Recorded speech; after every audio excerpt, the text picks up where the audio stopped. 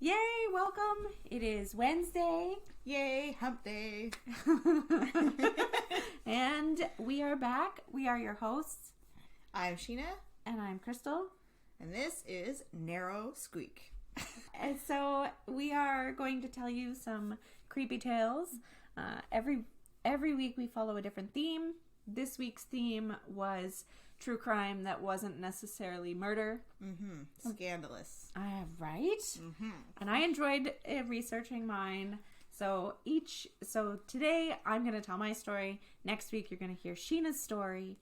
And that's how we do it. Mm-hmm. That's how this rolls. So I guess this is my week for updates. So I don't know if you'd consider this an update or just... Anyways, I'm going to say it. So for Christmas, and I had just given it to her, I bought Crystal a keychain that says lock your fucking door. I love it. And I'm going to post it. Because I figured she would love it. The day that I give this to her, I come home and I'm about to get in the shower. My son wants in the shower, so I'm like, okay, whatever, I'll wait. And then I get this sudden urge to lock my fucking door.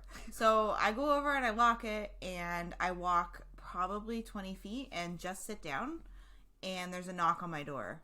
And this is happening at like 9:15 p.m. No one knows I live here because I literally just moved in like 2 days before that. And I'm like, who the hell is at the door? And my son's in the shower and I'm like panicking. My throat, like my heart is in my throat. Only because all I do is talk about murder and research murder all the time. So instantly I'm like, it's a friggin' murderer. But naturally I go to the door and curiosity gets the best of me. So I have to open it. I don't really know who the guy was. He just had a clipboard and was asking to speak to the homeowners. And I was like, well, thankfully that's not me because I'm just a renter. So I'll see you later. And then I shut the door in his face and locked it again. But I have sheer curtains because, again, I just moved in. So, yeah, anyways, I was scared to go into my living room for the rest of the evening. So that's my life in a nutshell. Hey, you're not the only one. Like, I'm not kidding. I will lock the door after I get Amazon deliveries. And my husband says, why is the door locked? And I said, because the Amazon guy was here today. And he says, why does that warrant the door being locked? And I say, because he could come back and murder me because he knows a woman lives here now. My husband thinks I'm totally psychotic.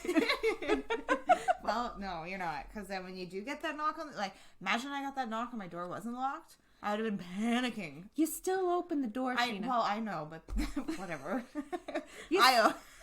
I did. I so did. Well, I thought they could see me. I didn't have a choice. I don't know. Yeah, that's why you're going to get kidnapped. 100%. I'm going to just start making the posters now. Just please use a good photo. I've seen some of the missing photos for people, and it's unfortunate sometimes. Like, why would you use the worst photo they have? Well, I mean, let's be realistic, though. If we gave them your best photo, which is of you smiling and all beautiful, and you got kidnapped. Yeah, I'm probably not. Well, you never know. I might be having a good time. Maybe they're entertaining. Only you, Sheena, only you. Right? The only other... It's not so much an update, but because I haven't got to watch it yet, but The Sinner season 3 is out. Pumped to watch it, but I had to stop myself. I got an episode and a half in, and then I realized I really had to do work for the podcast. So I cut myself off from all other sorts of entertainment and just did my research. Therefore, we could have an episode. And if you're like me, you waited till the very last minute, and you did it 10 minutes ago. Yeah. Yeah, just finished at 1 a.m., so. Oh, geez. So you had, the other day, Sheena texted me and said she had this story, and it was your neighbor. Yeah. Or your not neighbor, but the homeowner guy. The guy that's going to abduct you. And I said, that's funny, because I have a story to tell you, too. And so the other day I'm leaving work, and my sister, who we talk all the time, but we never really call each other. So she calls me on FaceTime. And she knows this is about the time that I'm heading home. So I'm like, okay, so I'll answer it. I pull over, I answer the call, and I'm like, what's going on? She says, well, I don't know if this belongs to us. And she points the camera down into her backyard. And there is a person curled up in a ball, face down, in her backyard. For some context, we have a family member who is very unwell mental health-wise, very much into the drug scene. So she was concerned that it was him. But she also wasn't willing to go out and find out herself. So you call me. So she calls me. She woke up her boyfriend or whatever was going on. It made him go out. It wasn't. Oh, it was just a random curled up in the backyard? Random guy fell asleep in her backyard and, like, couldn't get up. Her boyfriend had to help pick this person up off the ground. They had to call emergency services. She's like, what do I do? I'm like, you need to call someone to come get him. Because if he was there long enough, his legs don't work. He's probably got frostbite on the face. Oh, my God. So, yeah, she did her good deed. But I'm looking at her going, how does that happen? I don't think this belongs to us, she says. I don't know who this belongs to. It's not me. Oh, jeez. So, yeah. I hope that never happens to me. Hello? Because I'll go down there. I mean, yeah. You want some tea and biscuits? I'm a lunatic. A little bit. Wow, that's definitely scary. Oh, yeah. And, like, alarming at first because you're like, what is happening down there? Right? Yeah, like, are they alive? Like, so many things would go through your head. Well, and when she first called, I'm like, is he breathing? She's like, yeah, because whatever she had done, she'd opened the window or something. She heard him breathing. She heard him snoring, actually. So she knew that the person was alive. But I'm like, are you sure? Are you sure? Are you sure? Like, because do you have a dead person in your backyard? Oh, God. So then she's like, no, the person is not dead. And hopefully the person is not who we think it is. No. Oh, boy. Well. For us, lucky us, it was not. For him, not so much. Well, at least he ended up in somebody that's nice, their backyard, I guess. It could have been worse. They could have left him there. Or they could have had a dog that, it could have been worse for him too. That's true. Sure. That is true. Oh, dear. Nobody got abducted. Yeah. Nobody froze to death. It was a good day all around. Yay, I like good stories. The only other thing that, and I think we chatted about it briefly a little bit, was, and I don't know where it happened, and I wish I did, but on Reddit, that it was in the States somewhere, which is obviously a very broad, but somewhere that there's snow. Yeah, somewhere there's snow, so that kind of narrows it a little bit. Anyways, there was a neighbor dispute over, like, they were out shoveling, and I don't really know what happened just because I was kind of scared the whole time I was watching the video. But the one, like, they're yelling at the guy and calling him names and whatever they're fighting over, and then the neighbor leaves for a minute and comes back with a gun, ends up killing them both, and then walking back home and killing himself. So anyways, that was I watched the whole thing, which I'm surprised it's still online. It's the entire thing, and anyways, it was a pretty shocking video to see, so I don't necessarily recommend it unless you're maybe you are into it because you're here. But it was a pretty crazy turn of events, like just a verbal dispute, and then it turns like murderous and like, homicide, suicide right away. I mean, Sheena, there is a whole show surrounding that very topic. I need to see this, and then I'm gonna be extra scared when people knock on my door. I have watched every episode, and I'm not even kidding. Like, it makes me go, I am so glad I have awesome neighbors, because I'm like, I don't want to die. I don't want to fight with my neighbor. They're going to shoot me. Yeah, if you haven't yet, it's either Prime or Crave. It's Crave. It's called Fear Thy Neighbor, and there's 6 seasons, and it is... 6 seasons? You've seen them all? 6 seasons, and I've seen every episode. It is so good. Some of them are really creepy. Some of them are literally just like, this dispute got out of hand and it blows up, and that's what happened in this case. But yeah, the video that you're describing, I watched it, and it is the longest. It's like 2 minutes. So long, so sad. And you could tell that whoever started recording started because the argument had broken down so badly that they were it was just name calling at that point. It was a pretty terrifying, and like the woman is still alive somehow. Is she? No, I mean like at the one part in the video, she's still alive, and then he like comes all the way back over just to shoot her, like, again, in the face or something. Like, Yeah. I'm like, whoa. And you see the other neighbors come up to see what's going on. And I'm check. like, run! Because he's coming back. Yeah, I you was can like, see get him. out, get out. Like, It's get crazy. the hell away from there. Yeah. Yeah, anyways, so that's all I really have for updates. Well, those are some big ones. Yeah. Some big conversation pieces just there. So then I guess it's time for stories. Yay! So I'm going to go first. This is my week for a story. Again, we were covering stories that were not necessarily murder, but true crime anyway.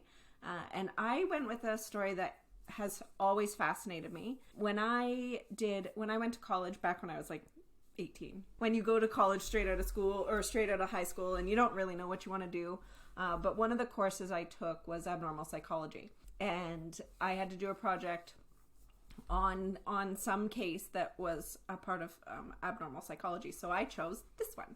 And I was super excited to go over it again. So I chose the Mary Kay LeTourneau case. Ooh. Scandalous. It is so scandalous, and there are updates, and I didn't think there ever would be, but there are. Ooh, okay. I'm excited. Here we go. Mary Kay LeTourneau was born Mary Catherine Schmidt. She was born in 1962 in Tustin, California. Her parents were Mary and John Schmidt. Her mother, before she became a mother and stopped working, her mother was a chemist, and her father was a college professor who then decided that he wanted to become a politician. Oh. Yeah. Mary is the middle of 7 children.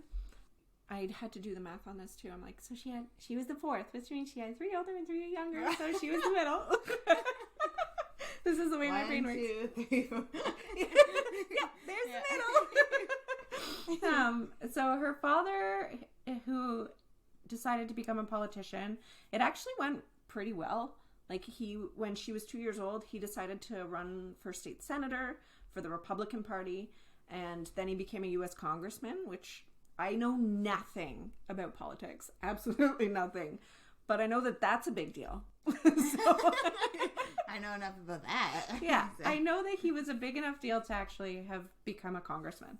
That was going on in the background, but when Mary was 11, her youngest brother was 3, and her and another brother were playing in the pool, and the younger brother, they didn't realize that he had actually climbed in as well, and he drowned at the other end. So that had a really big impact on her. She never really said that it did, but her friends and family, it was a topic that came up frequently for her. It would be hard for that not to impact you. Absolutely, at that age. Her household was a very strict one. So the parents were religious. They said prayers before every meal. They attended church regularly. They were very hard and strong on the rules of the household. But that didn't really stop Mary from being rebellious. She went to an all-girls Catholic high school in Anaheim, and she was on the cheerleading squad. But she was also that friend that would say, let's go to Mexico. And they'd just take off and go to Mexico for a couple days. Like, she was just kind of whatever. My kind of girl. Right? Just whatever she wanted to do, she did it whenever she wanted.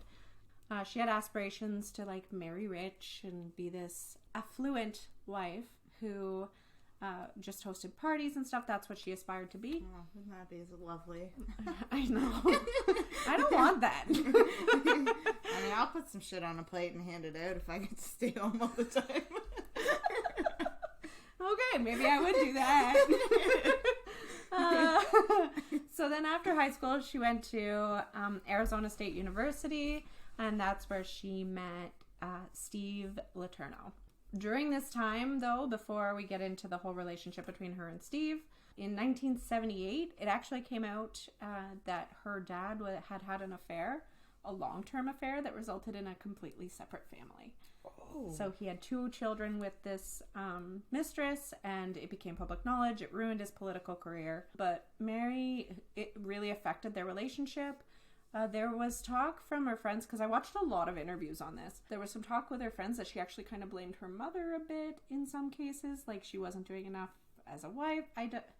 I don't understand, but I also don't understand her logic in a lot of what's about to happen in this conversation. Yeah, fair enough. That's probably better. So her parents ended up splitting up for a little while, but they do get back together really quickly. During this time, her parents are splitting up. They're getting back together. She meets Steve LeTourneau at Arizona State. They quickly begin to have a physical relationship, and within months, Mary finds out she's pregnant. Being from a household like hers, where they're strict Catholic and they have very specific beliefs on what you should and shouldn't do, one of them being you shouldn't have children out of wedlock. The other one being that abortion is not a thing. Mm-hmm. So she decided to marry Steve with some significant influence from her parents. They didn't ever say that they forced her to do it, but he was strongly encouraged. She didn't really feel like she had a choice. So she was kind of forced by her parents to do it. They get married. It's not a really happy relationship. She later said that she doesn't even think she ever really loved Steve. It was just she was there for the kids, which they ended up having 4 of. Oh. Yeah. So they had 4 children. Steve and Mary, as a couple, moved to Anchorage, Alaska, where Steve worked as a baggage handler, but then a year later was transferred to Seattle, where Mary was able to finish her teaching degree, and she was able to get hired on as a 2nd grade teacher for Shorewood Elementary School. The couple were clearly not suited for each other. Both ended up starting to have affairs, and there was accusations of abuse from Steve, but she never laid any charges, and it was just something that was said but never really substantiated. Yeah. But her friends, when you listen to her friends tell the stories, they hated him. So there must have been some truth to something going on there. Shorewood Elementary, that's where she meets Vili Fualaau. I know I did not just say that right. Fualaau is his Fualaau. Fualaau. It's fun Fualaau. to say. It's fun to say. She was his teacher in 2nd grade and then again in 6th grade. In 2nd grade, she actually notices that Vili's incredibly talented as an artist, and she told her friends, like, she was talking about this kid when he was in grade 2 and his talent. So her friends knew about this person when they were 8. I guess when you think of a teacher talking about an 8-year-old, maybe you just think like it's really just they're talking about an 8-year-old. Absolutely. Like, they're like a talented kid. I'd like to see them do well in life. It's not until later on when things get creepy that you go, actually. Hindsight's 20/20. Exactly. So in 6th grade is when the relationship goes from teacher-student to sexual. 6th grade. Oh. Yeah. And I say sexual because I almost wrote romantic and it felt gross. Did it even work in 6th grade? Apparently. It must have, I guess. I don't know. I don't know either. Because at 6th grade, that's not what I was thinking about. In the summer of 1996, Mary encouraged Vili to start taking classes for art over the summer, and somehow she ends up taking the courses with him instead of just sending him. And she says during that time, that's when she started to feel like they were boyfriend and girlfriend. So she would also like bring him home to the house, and he would hang out with her kids. Why? Because he was the same age. He was close in age to their oldest. Ugh. He would even be hanging around when the husband was there. And so but because they had this older child, it didn't really seem super abnormal, I guess. Vili at one point says that him and his friends would joke about the hot teacher, and one of them actually dared him to try to sleep with her. So he accepted the dare, but by the time they got to the physical relationship, he says it wasn't about that anymore. It was about the relationship. He matured in that time span. In a month. Yeah. So, on June 18th, 1996, police come upon a minivan parked in a local marina. When they approach, they find Mary in the front seat and Vili, quote-unquote, sleeping in the back seat. They both give false names, and Vili lies about his age when he's questioned. Mary then tells the police she had had a fight with her husband, it got intense, and it scared Vili, and he ran away. So she had chased Vili down, and they were discussing the incident in the van. That's what she said happened. As we now know, that wasn't all they were doing that night, and it hadn't been the first time. Mm-hmm. At one point, I was listening to an interview, but I can't find anywhere else where it says it, but someone says that when she got out of the van, she either was only in a t-shirt or they couldn't tell if she was wearing pants. Like, it was, I don't know. Like, it was, the police actually verbalized that it was, whatever was happening was inappropriate when they talked amongst each other. Yeah. But they didn't actually get it across when they called Vili's mother. So they bring them back, they bring them both down to the station, and they call Vili's mother, and she says, "Yes, I know my son is with Miss LeTourneau. Please release him to her custody and let her take him home." I guess you probably don't, like, that's not the first thing that'll go through your head when it's a female male, like, in that dynamic, I guess, like, and that's, but it depends at the police head, right? Like, we don't know if she was wearing pants. Well, that's pretty fucking alarming. But, like, maybe it's just me, and it did become more prevalent later. Like, there's been a lot more cases of female teachers becoming sexual with students since. So maybe it's just more in my head, but now you're more aware of it, I guess. But, like, I guess maybe at that point you're just kind of like, you're not thinking that. Exactly. Like, yeah. I don't know. Anyway. So his mom says, go ahead and send him home with her. God, no. Yeah. So in later interviews, Vili actually says that Mary at one point had taken him up on the roof of her home, and that was where they had their first sexual encounter. On the roof? On the roof. Like, nothing like laying it out in front of everyone. Right? How are you doing it on the roof and no one sees this? Well, I mean, you do have a backyard. If your house is facing, if you're on not the... roll off. What kind of roofs are you climbing? I don't know. I'm not on a roof very often, but I know sometimes they're steep. Maybe this one wasn't. I guess. Oh, where are they? Seattle? Florida. Where are they? No, Seattle is not Florida. No, I know they're not. I know Seattle's not in Florida. I'm trying to picture where they are now. But there's all kinds of roof types here too, Sheena. I know, whatever. Carry on. Cut that out. No. Okay. So apparently the first time they had done it, and the first time for him altogether, was on the roof. At some point during their affair, Mary found out she was pregnant. Oh. Yes. Yeah. She had even bragged to a friend that she was pregnant with a baby that wasn't Steve's, and that the identity couldn't be hidden and passed off as Steve's because the baby would come out with black hair, and her and Steve both had blonde hair. So then it wasn't actually until March 1997. So think about that. March 1997, and they started their relationship while he was in summer school with her for an art course. That's a long time. Mm-hmm. That's a long time. So in March 1997, someone finally contacts the police about the inappropriate relationship. Apparently, at some point, Steve had found out, and he didn't go to the authorities about it. Maybe he was embarrassed or whatever was happening for him. He didn't go and tell anybody, but he did tell people in his family. And one of the cousins or wives or sister-in-law, I don't know who it was, but a female in the family said, "That's not right," and they called the police and said, what did they say? I wrote it down. It says one of them was disgusted by it and chose to report it herself. She called the police and told them that a teacher had been having an affair with a student and that the teacher was now pregnant with the student's child. She gave the names of Mary and Vili, and on March 4th, 1997, she was arrested. On May 29th, 1997... It's my birthday. Well, it is also Vili's baby's birthday. Oh, look at that. Geminis. Carry on. Yes. The baby was born while they were waiting for her to be sentenced. Because she had pled guilty to 2 counts of second-degree child rape. Oh. Yeah. I know, that word makes me cringe, but in this case, it is appropriate. I mean, it is rape. It's just, is. Yeah.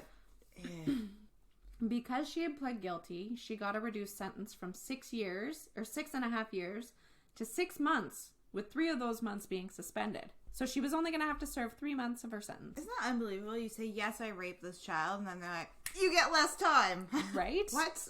Right, I know. She was also required to, this is the worst part for me. Well, maybe not worse. It's all stupid. She was also required to attend sex offender treatment, but she was not required to register. So she wasn't a registered sex offender? Not yet. There's more to this story. Oh, I know. Okay, so part of her plea deal was she was not allowed contact with Vili her new daughter with him or the 4 children she had with Steve. So she does her time, however short it is, she does her time. And on January 2nd, 1998, she was released from prison. And by February 3rd of the same year, she was found in a car by police with Vili again. So this is a month later. She was found with him. She gave a false name, but she had just been the face on the cover of all the newspapers in the area for months. So there was no trick in the cops this time. She's like, no, it's not me. It's not me. It's you. That's you. In the car, they found $6,000 in cash, baby clothes, and her password. Password. A password for that what? Was a lot less dramatic than I meant it to be. Password for what?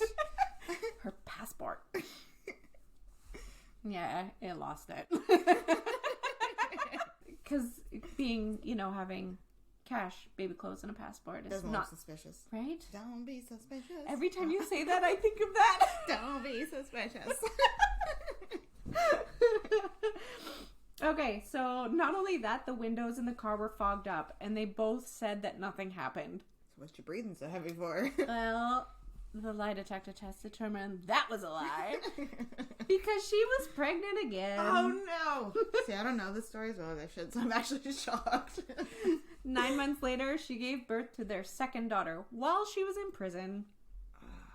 Yep. Due to not following the conditions of her plea deal, Mary went to prison for the entirety of her 7.5 now. Not 6.5, 7.5 year sentence. She was allowed to see her children while incarcerated, but she just kind of used that as a chance to send notes to Vili. Like she would put them in the car seat and stuff. She got caught and ended up with 6 months in solitary confinement for it. So then I lost my spot. While Mary was in prison, Vili was raising their 2 daughters with his mother's support. He ended up dropping out of high school and was battling depression and alcoholism, and he survived 1 suicide attempt in 1999. Oh, God. Poor Vili. He really struggled for a long time. Yeah, this woman just came in and just flipped your whole world upside down. Yeah. Yeah. And now you're stuck raising kids that you're still a kid. Exactly. So then in 2002, his family decided to sue the school board for emotional suffering, lost wages, and the cost of raising the 2 babies, trying to hold the school board accountable. They lost, unfortunately, but I mean, you send your kids to school thinking they're going to be safe. They're going to be safe. But I think the school board was essentially saying, none of this happened at school. This is after hours. Exactly. Yeah. Yes, it was still a threat that was presented at the school, but it wasn't the school's fault. Yeah. So then, in August of 2004, Mary Kay LeTourneau was released from prison and had to register as a level 2 sex offender the following day. Once she was released, Vili petitioned the court to lift the no contact order between him and Mary, which they allowed. And on May 20th, 2005, Mary and Vili married at the Columbia Winery in Washington. Wow. Yeah. At a winery, too. Is he even legally allowed to drink? Yeah, well, at 2005? I don't know. My brain's not mathing right now. Mine doesn't do that either. I'm just thinking, in 2005, I was almost legal drinking age in Canada, and he's only a couple years older than us. Right. So maybe he wasn't. Wasn't. Maybe. Okay. I don't know. Your wedding at a winery, but you're too young to drink. Neither. Anyway, through everything, she actually always claimed that the relationship was true love and not the case of child rape. And listening to her say it, ugh, repulsive. And she genuinely believes it. It's not that she's justifying it. She genuinely believes that there was nothing wrong with their relationship. They stayed together for a long, long time. And in 2017, he had filed for separation, but then removed it, canceled it, revoked. That's the word. But then in April of 2018, he did actually file the legal separation papers. Damn, that's a long-ass relationship, though. It is. It did last. It lasted a long time. Wow. However, in 2020, she called Vili because she hadn't been feeling really good. So she went to the doctors, And I'm not about to say what I think. No, I'm not about to say what you think I'm going to say. Okay. It turned out that she actually had colorectal cancer. Ooh. Yeah. So Vili came home, was with her, and at one point she had fallen, and they took her to the hospital, and they did some more scans and found that it had spread. Like, until this point, she was thinking that there was going to be a miracle. She was going to make it through. And when she fell, when they took her into the hospital, they told her it had actually spread to her brain and her spine. So she knew at this point that it was getting close to the end. And so she just spent the time with her family. And then on the last day, he was with her when she died. So he was with her right till the end. And when he talks about her, he does say she was his best friend. Like, he did love her. By the end, it wasn't necessarily about all that had happened. For him, it was someone that he loved because she had just been a part of his life forever. So it's really sad. Like, I was watching his interview with Dr. Oz today, and it just made me want to tear up. I felt bad, like, because after everything, he still cared and loved her. Yeah. There was more I wanted to say about that. So actually, something that I was always curious about but never found a lot of information on was whether she made peace with her children. And since this had happened and she had passed, they called all her children. And so by the time she had passed away, she had made some sort of amends with them.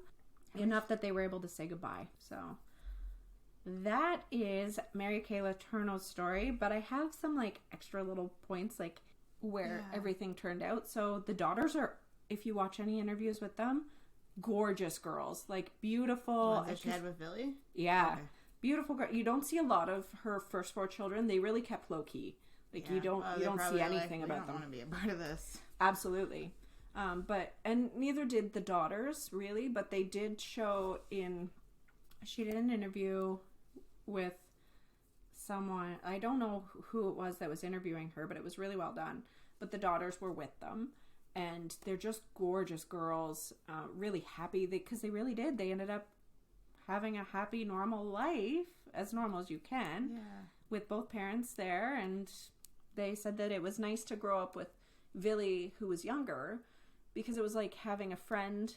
And a father. Exactly. Yeah. So that was kind of neat. In the same interview that I watched, and if you go on YouTube, it was like News Nightly or something, and this guy is interviewing them, and he makes no qualms about telling her he does not agree with her and thinks that she was a predator. Like, he did not give her a break. He didn't hold back. He didn't give her a break. And there was something, like, the way she interacted about the relationship versus the way Vili did was very different. She was all like googly-eyed and we're in love and it was the right choice, and Vili's just sitting there going like, whether he agreed with her or not, he just wasn't as vocal about it. And then there's one part in the interview, and you have to watch it because it's awkward. Like, it's super awkward, where what did he say? The host is pushing Mary about being the aggressor because she was the adult and Vili was the child. And she turns to Vili and says repeatedly, "Who was the boss? Who was the boss?" And he doesn't want to answer her. And it goes on for like 30 seconds. No, that's a really long 30 seconds. It is the longest 30 seconds of probably everybody's life in that room, because she just keeps doing it. And he's like, what? Like, what? And so he eventually ends up saying, well, yeah, I pursued her. It's like, but the host is looking at her going, this is what I'm saying. You don't understand that whether he pursued you or not, he was 13 or 12, because there's some dispute about whether it happened when he was 12. God. So anyway, that you have to just watch that one part of it, because it's like, dude. This is what we're talking about. This is it. Yeah. You're forcing him to say that he pursued you. Yeah. Therefore, who has the power in this relationship? Yeah. Yeah. So, she also at a couple points said she didn't know it was a crime to do what she did. What? Hello? Have you been under a rock your whole life? Well, apparently. You're not supposed to sleep with children. Just pretty sure that's straight across the board. Yeah. I don't think anybody really has ever used that as an excuse. I didn't know. She tried. So yeah, that is the story of Mary Kay LeTourneau and Vili Fualaau. Fualaau. I like that. Wow. Yeah, that is definitely scandalous. Mm-hmm. That's for sure. And interesting because you don't really hear a lot about women predators. So No. When you do, it's kind of like, oh my god. Well, and that was why when I did that in the program, I knew other people were doing serial killers and stuff like that. So I'm like, no, I want to do something different. Like... So I went for her, and some of this was happening because she had just been released when I did this, right? So it was kind of relevant. Yuck. Yeah. Yeah, that's gross. Well, if Dom ever wants to go to summer art school, that's a no. I think maybe if he's just hanging out with his teacher, Sheena might be your... Yeah. Ding ding! Yeah, you're not hanging out with your teacher after school? Nope. He just likes all of them, so I don't have to worry there. Oh, gosh. All right. Well, I don't know about you, but I think that's all I had for tonight. Yeah, that's all I have. Awesome. Everybody, we will catch you next week, and... Sheena, don't die. Bye.